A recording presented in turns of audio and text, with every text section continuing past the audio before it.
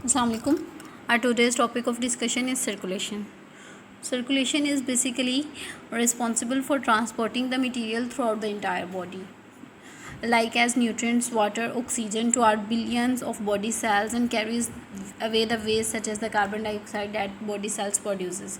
Actually, circulatory system is a highway that travels throughout our entire body and connect the all our body cells. ठीक है, हाँ, connect करने के साथ साथ क्या कर रहा होता है कि न्यूट्रिएंट्स को सप्लाई कर रहा होता है, ऑक्सीजन को सप्लाई कर रहा होता है, वाटर को सप्लाई कर रहा होता है पूरे बॉडी सेल्स के अंदर. ठीक है, अब बॉडी सेल्स के अंदर न्यूट्रिएंट्स का, ऑक्सीजन का सप्लाई किस तरह से हो रहा होता है, सर्कुलेशन कितने टाइप्स की होती है वो हम आगे देखते हैं. सर्कुलेशन जो है वो बेसिकली 2 टाइप्स की होती है. जो पहली टाइप है सर्कुलेशन की वो है सिस्टेमिक सर्कुलेशन.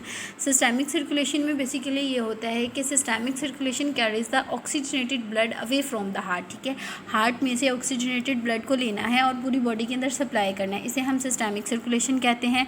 और डीऑक्सीजनेटेड ब्लड को वापस हार्ट तक रिटर्न करना है. ठीक है, अब जो पाथवे इन्वॉल्व होता है सर्कुलेशन में या सिस्टमिक सर्कुलेशन में वो कौन सा है. बेसिकली इसमें कुछ स्टेप्स हैं जो फॉलो किए जाते हैं. सबसे पहले जैसे ही ब्लड ऑक्सीजनेशन के बाद लंग्स को लीव करता है, ठीक है, तो पल्मोनरी सर्कुलेशंस के ज़रिए से ये लेफ़्ट एट्रियम के अंदर, पल्मोनरी वेंस के ज़रिए से लेफ़्ट एट्रियम के अंदर दाखिल होता है. ठीक है, लेफ़्ट एट्रियम से ये मिट्रल या फिर बाइकस्पिड वॉल के थ्रू लेफ़्ट वेंट्रिकल में जाता है. लेफ़्ट वेंट्रिकल से ये ब्लड जो है वो पंप कर दिया जाता है एओर्टिक वॉल्व के थ्रू एओर्टा में. ठीक है, एओर्टिक वॉल्व के थ्रू एओर्टा में ब्लड चला जाता है लेफ़्ट वेंट्रिकल से. अब ये एओर्टा आगे सब डिवाइडेड होती है डिफरेंट आर्टरीज़ में. ठीक है, ये आर्टरीज़ की जो फर्स्ट डिवीजन होती है वो अपर बॉडी पार्ट्स को ब्लड सप्लाई कर रही होती है ऑक्सीजनेटेड ब्लड, और जो सेकंड हाफ डिवीजन होती है वो लोअर बॉडी पार्ट्स को ऑक्सीजनेटेड ब्लड सप्लाई कर रही होती है. ठीक है, ये आर्टरीज़ आगे ब्रांच होती हैं स्मॉल कैपिलरीज़ के अंदर. स्मॉल कैपिलरीज़ क्या करती हैं, डीऑक्सीजनेटेड ब्लड को कैरी बैक करती हैं हार्ट की तरफ. ठीक है, और कैरीज बैक करेंगी हार्ट की तरफ, तो वो डीऑक्सीजनेटेड ब्लड है वो हमारे राइट एट्रियम में एंटर होगा. राइट एट्रियम से फिर वो ट्राइकस्पिड वॉल्व के थ्रू राइट वेंट्रिकल में जाएगा, फिर राइट वेंट्रिकल से आगे लंग्स में जाएगा दोबारा ऑक्सीजनेशन होने के लिए, ऑक्सीजनेशन के लिए. ऑक्सीजनेशन के बाद यही प्रोसेस सिस्टेमिक सर्कुलेशन का रिपीट किया जाएगा कि पल्मोनरी वेन के थ्रू लेफ्ट एट्रिया में, फिर लेफ्ट वेंट्रिकल में, लेफ्ट वेंट्रिकल से एओर्टिक वॉल्व के थ्रू एओर्टा में, और फिर पूरी बॉडी में मूव करेगा. ठीक है,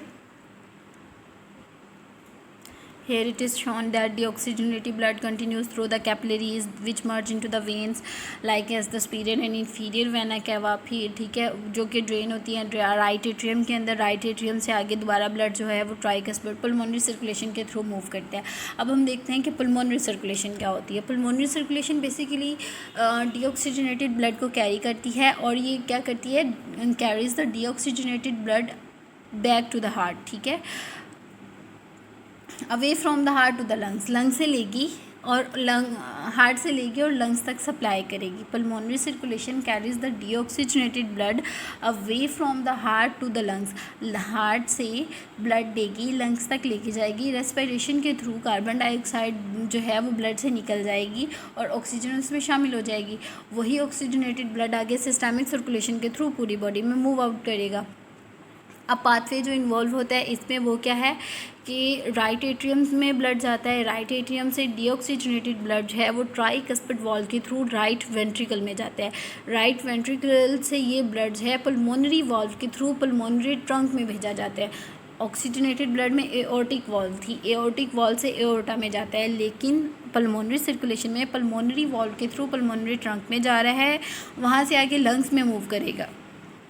वहाँ पे जाके कार्बन डाइऑक्साइड रिलीज़ आउट हो जाएगी, ऑक्सीजन पिकअप कर ली जाएगी ड्यूरिंग द रेस्पिरेशन. आर्टरीज आगे फर्दर डिवाइड होती हैं कैपिलरीज़ के अंदर, जो कि एक्सट्रीमली थिन वॉल्ड होती हैं. अब थिन वॉल्व होंगी तो ऑब्वियसली परमिएबल भी होंगी, ऑक्सीजन का, न्यूट्रिएंट्स का एक्सचेंज है वो ईजी हो जाएगा हार्ट में से. ठीक है, this was all about our today's lecture.